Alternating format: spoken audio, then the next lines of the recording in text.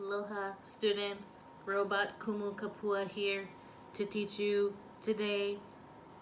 Just kidding. Or am I? Hey everybody. Just a reminder before we get started with today's information.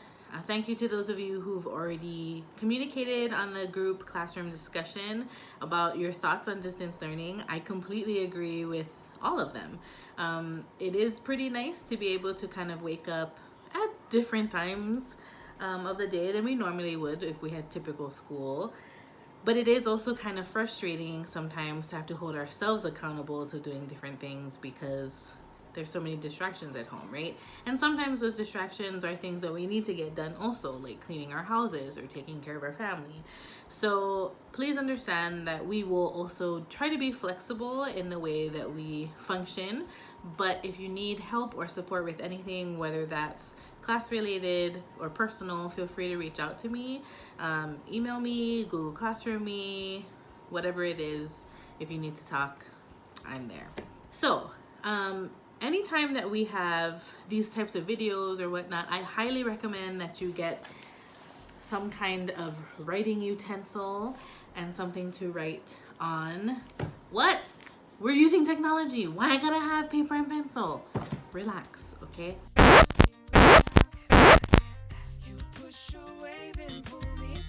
Sometimes it's just a little bit easier to follow along instead of watching things on your computer and then having to like scroll back and forth to different tabs. But you know what? I'm not gonna be the boss of you. Whatever. If you want to write it down, if you want to just use your computer to take notes, it's cool. It's just a suggestion. Anyway, the reason why we started off with robots today is because before we get into the nitty-gritties of Congress, I wanted to start us off with some design thinking kind of work. What is design thinking, you might ask? Design thinking refers to the cognitive, strategic, and practical processes by which design concepts are developed. Huh? In layman's terms, it's basically thinking about how do we create for a future that might not actually exist yet, right? So I recently participated in this activity by the Kamehameha School's Division of Strategy and Transformation, either transformation or innovation. And yes, we have one of those. Of course we have one of those, right? So in part of the workshop, they showed different images of what the state could look like in 50 years, right? How would technology change? How would jobs change? How would the structure of things change? Part of that day's activities at this workshop was trying to experience what potential outcomes could be and then create potential solutions. So some of the images that I'm about to show you could be what the world might look like in the future, some of which we're maybe already getting a taste of right now.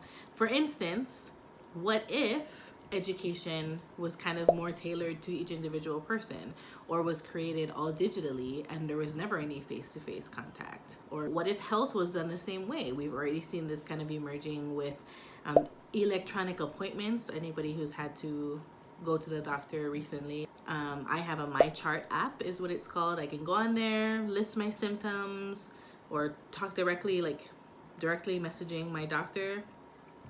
Within a day's time, I get their response and sometimes even a prescription sent to Longs or whatever. So all that to say, look at the following images and what does it make you think about?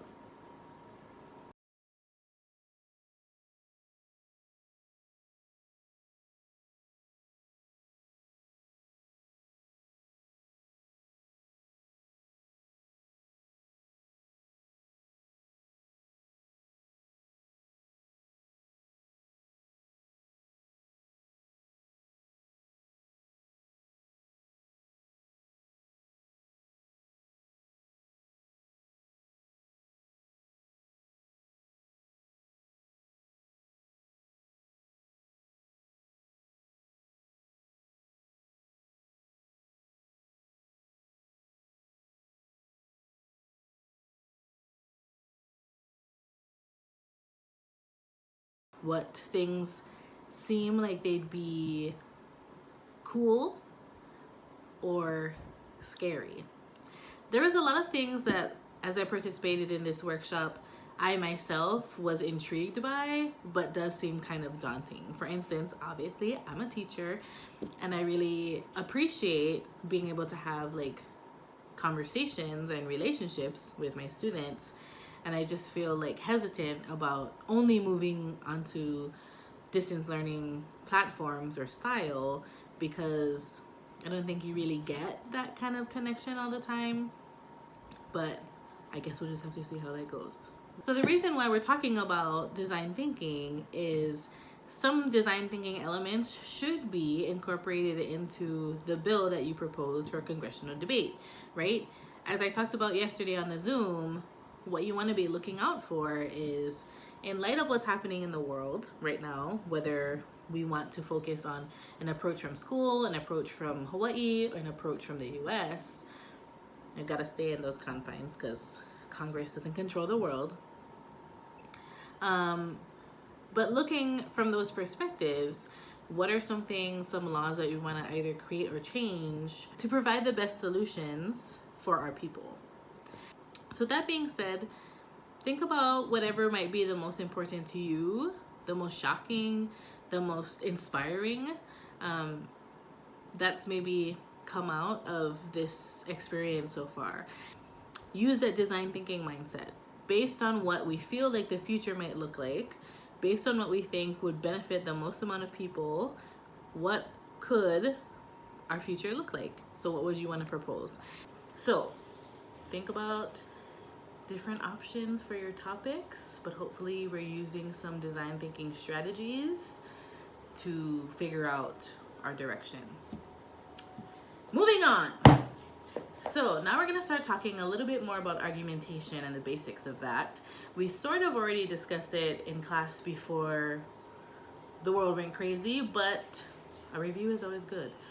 So anytime that we have our bills or our legislation, or eventually when we get into debate, it'll be called a resolution, right? You need to be thinking about arguments for those resolutions. We know that most topics in the world are pretty arguable, right? There's pros and cons to pretty much anything. So as most of you stated on Google Classroom, distance learning is kind of a love-hate relationship, right? Which I totally agree with 100%, because I mean, she gets distracted too, okay? So based on our input, today's resolution that we're going to be using to kind of discuss argumentation is: the education system should move to a strictly distance learning platform. Again, the education system should move to a strictly distance learning platform, meaning like forever, only distance learning, nothing else. What do you think? You agree? Disagree? Okay, so I'm thinking some of you said yes, maybe majority of you said no, but let's continue. Based on your input, come up with 2 arguments that support whether you agreed or disagreed. Why? Why do you agree or disagree? What are some reasons? Cool. So now, why is your argument true? Okay, so I made an argument for each. The reason why I would agree, saying that yes, education should be distance learning, my argument for that would be because it's extremely convenient and provides the ability for people to learn at their own pace. So why I think that's true is because obviously, as we're learning here together, that I can go and work a job, I can come home, I can hop on and watch a video and learn what I need to learn, do what I need to do, and my day is not impacted. I don't have to sit in a classroom and have to go to like certain classes at certain times. So now my education is totally my own. On the flip side of that, I disagree that schools shouldn't be distance learning only because relationships are a huge part of the education system and learning in general.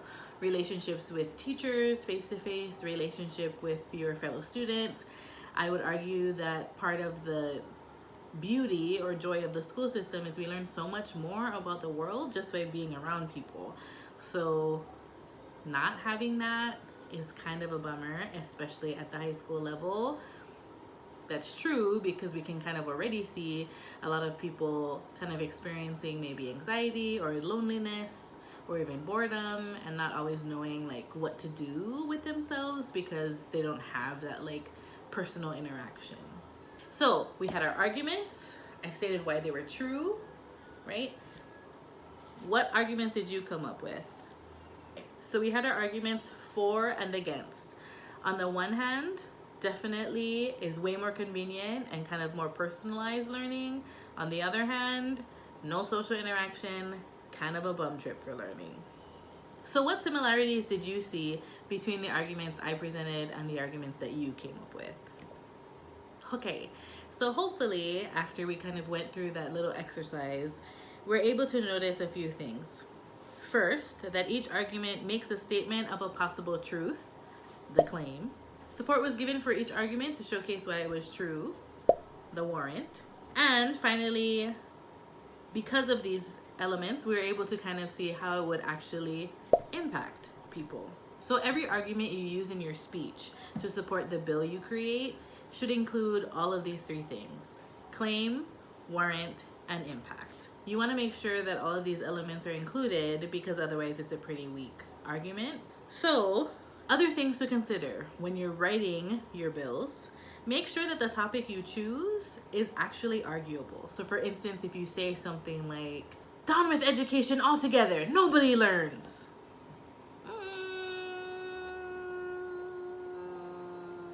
Probably not. I think most people wouldn't really be in agreement of that. Sure, it is controversial, but it's a little extreme and I think would be difficult to actually have people have debate around. So as you're researching your bills, you want to also make sure you consider things like, what is my bill actually saying?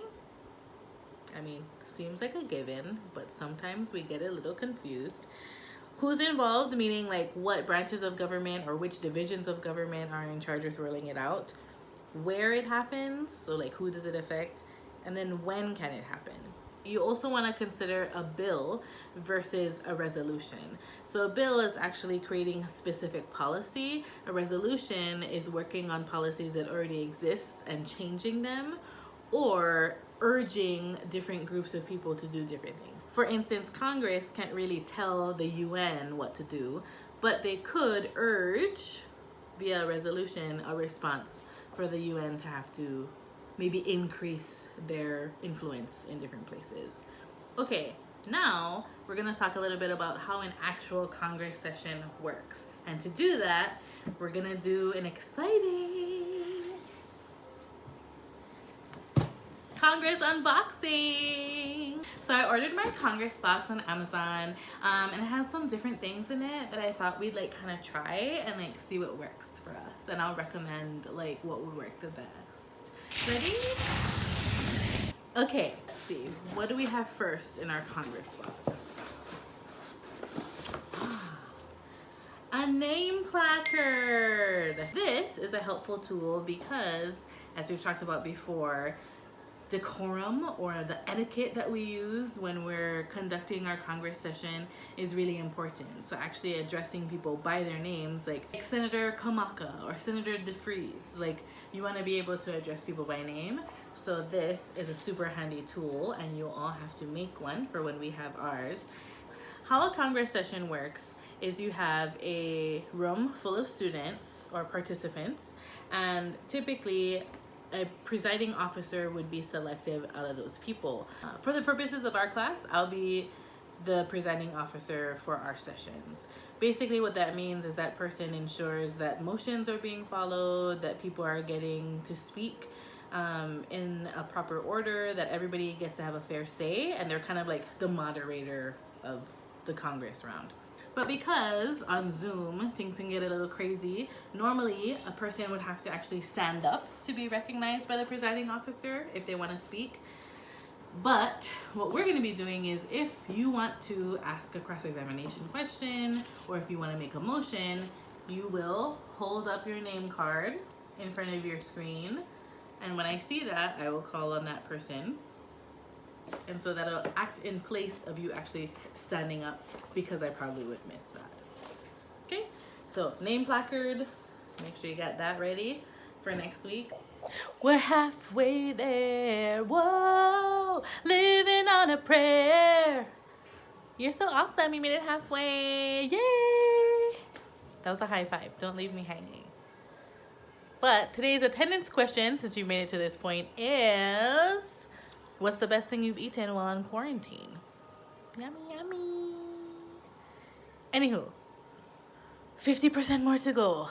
You got this. What else we got in here?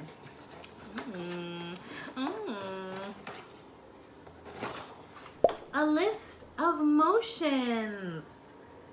Okay, so here are the several different motions that you'll be able to make to actually earn, or how you'll actually be scored is participating in the way that Congress is conducted, which is using parliamentary procedure. We will have a crash course and a vlog to come on how parliamentary procedure works. But basically the point of Robert's Rules of Order or parliamentary procedure is to ensure that everybody has an equal say and gets to share that perspective. That everybody is accounted for, and that there is decorum and a system in place for when these meetings happen. So things like motioning to leave a room is part of it. Things like motioning to move to vote on legislation. For instance, a fun one you probably would want to know is I move to call for a previous question. Basically that means enough talk already, I like vote. Remember now, yes, you want to get points for it. But say, for instance, I was about to speak next on that exact bill, and then you stand up and you're like, I call for previous question. I might not be a fan of you. So you do want to consider that people might still have things that they want to discuss on different types of legislation before you cut them off. What else do we have in our box? A copy of the Congress docket. Sorry, okay, this is low budget. A lot of my supplies are at school, and I wasn't gonna print out a whole new supplies because that seems wasteful. A Congress docket. Please make sure that you turn in your bills in a timely manner. I'm actually gonna extend it to Thursday at midnight. This Thursday at midnight, try to remember, I know we don't have class on Thursday, but I'm sure we could all use a little extra time. But I do need those bills to be turned in because everybody will get a copy of the docket. Kumu, why I need a copy of the whole docket? Because if you want a grade higher than a C, you are supposed to create more than just one speech. Now, a speech that you give on another person's bill can be extemporaneous, meaning like maybe you just jotted down some things while they were talking and giving their speech that you want to respond to, which might be a little bit more impromptu. That's fine. Should still have some kind of information there, right? Not just like, oh yeah, I heard their speech and I agree. Like, that's not a speech. Okay, so you want to make sure that you've had enough time to actually review what other people's bills are. The plan is that you're going to turn in your bills Thursday night. I will look for edits or things that need to be worked on. Hopefully it'll be minor so that I can put most of the docket together over the weekend and you guys can have something to work off of with more time. Otherwise, we'll see how it goes. Okay. What else we got in here? Oh yeah. Please make sure you have a copy of your actual speech so that you know what exactly you're talking about. Obviously, you can read it, that's fine, although you should still be using good volume, some good eye contact, right? And also I do recommend that you either have it on a separate device that you're using, so say you have it on your phone, or an actual printout. I know not all of us have printers, so that's why I'm saying like your phone is okay in this circumstance. If you absolutely have to, having it up on a side screen is okay, but I think it would just be a little like confusing to have to be like, wait, the Zoom is on, but also I'm looking at my computer, but also it's weird. Oh, my favorite part. Da da da da. Order. Gavel. So gavels are actually used as part of competition because, again, to keep people in order, but also it's used as a method of keeping time. So once you have 2 minutes remaining, I'll gavel you one time, 1 minute remaining, gavel you twice. Once you've hit the time limit 3 times, and then if you just keep talking because you don't get it, after 10 seconds, you get, which means that you should stop. If you have all of these different things that I talked about, you're not gonna have this gavel part, but don't worry, you don't need that. But if you have your name card, your set of motions to use, your Congress document, your speech ready to go, then you should be able to be perfectly ready to conduct your Congress session. What else? Your Congress speech. Okay, so I've already told you about looking at the lovely congressional debate guide that was posted for you on Google Classroom. You've already hopefully looked at page 4, 5, and 6, all of which kind of give you some resources for the bill writing itself, some research sources, that kind of thing. Local research sources, obviously the government page for the state of Hawaii, Hawaii News Now, KHON, KTV, like all the news outlets, all of them. Honolulu Magazine has some stuff. If you haven't checked it out yet, please refer to page 7 for your actual speech organizing, okay? So on there you will find a speech organization template that you will be using. I'll also post one that you can just pop right off of Google Classroom, so it should make your life a little bit easier. But obviously some things we're already familiar with: an intro, body, and conclusion. In your introduction, obviously make sure that there is some type of attention getter, link to thesis, review points, thesis statement, all that jazz kind of thing. We should already have experience using transitions, but don't forget about those. Sometimes we do that. So the claim part of your argument, right, is basically, what is your argument? What are you claiming? Why are you arguing for or against your resolution? For your resolution, you should be doing that, okay? So why are you arguing for your resolution? What is an argument for that? That's the claim. The proof is some actual empirical or anecdotal evidence that you've researched that actually showcases that this is the truth, or this would work, or we should use it, or this argument exists. And then the impact, right? So why is this argument so important or significant for the debate? Is 3 minutes maximum. So you present your speech. If you were the very first speech, or what we call the authorship, meaning that you're the one who authored this bill, after your 3-minute authorship speech is over, it'll be followed by a 2-minute cross-examination period. What's cross-examination? Well, it's the opportunity for your fellow congressional debaters to ask you questions. Now, these questions can either be supportive of your speech, or maybe some of them out there might have negative speeches against your bill, so some of them might be trying to trip you up. Don't freak out. Hopefully you've already prepared for this in advance and thought of what some of the questions might be. So for instance, right, back to our whole should distance learning happen forever thing. If I'm arguing, I give my speech and I say things like, yes, we should have it because it allows for independent learning and promotes, people being able to have jobs or do other things outside of a normal school schedule, that kind of thing. I finish my speech. Somebody might ask me, well, what would you say for people who maybe don't have means to do distance learning? Like, what will the government provide for those people to be able to participate in distance learning? And hopefully I'm able to answer those questions. So, okay, authorship speech, 3 minutes. Cross-examination to follow, 2 minutes. After that, the presiding officer will then ask if there's any negative speeches to be offered. Negative speeches to be offered. If you had one, what would you do? And then I'd call on you to give your 3-minute negative speech, followed by a 1-minute cross-examination. Then it'll just keep going back and forth. a pro speech and a con speech, or a for speech and an against speech, for, against, with the cross examinations in the middle, until somebody says, yes, Senator Kapua, I motion to call for previous question. There then has to be a second, and if we all agree, then we'll push it to a vote, and we'll decide if that bill passes or fails. So that's essentially how a Congress session would work. Any questions? So, in a nutshell, that was Congress.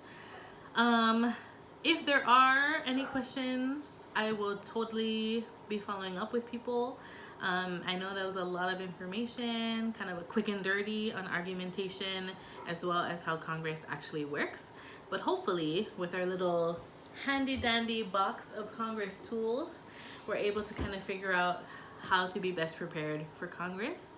And so now the hard part for you guys is just making sure you research and are prepared with your bills due Thursday at midnight. Your actual speech itself will be due, man, those dogs have been barking for such a long time and probably had nothing, but whatever. And then your actual speech will be due on Tuesday next week at midnight when we have class again, okay? Also, I'm sure you guys also have the email by now. Welcome to distance learning for the rest of the semester. Hiya. And super sorry, shout out to all of you seniors out there. I know this is not the ideal semester that you were looking for or the ideal end to your senior year, but you know, it for sure will be a great story that you'll get to share with people that nobody else will have except for the class of 2020. So hang in there. One last thing, in my effort to aloha above everything, we are going to end class every day with story time. So this was a book that I got from one of my very sweet students for Christmas. It is called A Year Full of Stories. 52 folk tales and legends from around the world, written by Angela McAllister, illustrated by Christopher Core. So it's pretty cool. There's like a story, a short story from like for every day of the year, and I haven't read it at all yet. So I figured, why not start now with all of you? Today's story, April 7th, World Health Day. How the Bear Clan Learned to Heal, an Iroquois story. 3 young hunters were running home one evening when a rabbit jumped out ahead of them and sat in the middle of the trail. The hunters stopped. They'd already caught plenty of game, but each one reached for his bow, plucked an arrow from his quiver, and shot at the rabbit. To their surprise, the arrows returned without a spot of blood. As they reached for a second arrow, the rabbit disappeared. In its place stood a bent old man. "I am sick," said the old man weakly. "Help me find food and a place to rest." The young hunters didn't want to be bothered by the old man. Ignoring his plea, they put away their arrows and ran on down the trail. They didn't notice the old man turn and follow. When he reached the hunter's settlement, the old man saw many lodges. In front of each lodge was a skin hanging on a pole. This was the sign of the clan within. The old man stopped at the lodge of the Wolf clan and asked the elder woman for shelter, but she wouldn't let him in. "We don't want any sickness here," she said. So he shuffled on. The young woman at the Beaver Lodge insisted they had no food to share. The Turtle clan and Deer clan both sent him away. The old man asked for help at the sign of the Hawk, Snipe, and Heron, but everyone shook their heads. Night fell and the air grew cold. At last, he came to the lodge of the Bear clan. When the Bear clan mother saw the sick old man, she lifted the blanket at her door and welcomed him inside. She gave him a bowl of warm corn mash and spread soft skins for him to rest on. The old man was grateful. The next day, he told her what herbs to fetch from the woods to make him well, and soon he was healed. The old man stayed with the Bear Claw mother, but a few days later, he became sick again. As before, she cared for him. He told her what roots and leaves to use for medicine, and she made him well. Many times the old man fell ill, once with a fever, another time with pain, then a rash and a cough. Each time he instructed her about the flowers and plants to use for his condition, and she listened and learned well. Before long, she knew more about healing than anyone in all the clans. One evening, as they sat together under the stars, the old man gave the clan mother thanks. "I was sent to earth by the Great Spirit to teach people the secrets of healing," he said. "You were the only one who showed pity and welcomed me at your fireside. Now, I have taught you how to use plants and roots to heal the sick, and from this day, all the other clans will come to learn from the Bear Clan how to heal, and the Bear Clan will be the greatest and the strongest of all." Then the clan mother was filled with joy. She gazed up at the sky and thanked the Great Spirit for his precious gift. But when she turned again to the old man, he had disappeared. All she saw was a rabbit running away down the trail. Let me know how you're doing. Let me know if you need support with anything, you have questions. Let me know you're alive. Any of that, okay. Anywho, miss you. Stay safe. Stay at home. Lower the curve. No, flatten the curve. Smile a little bit. Anywho, don't sleep all day. And remember, aloha above everything. I'm sitting by the west side waiting on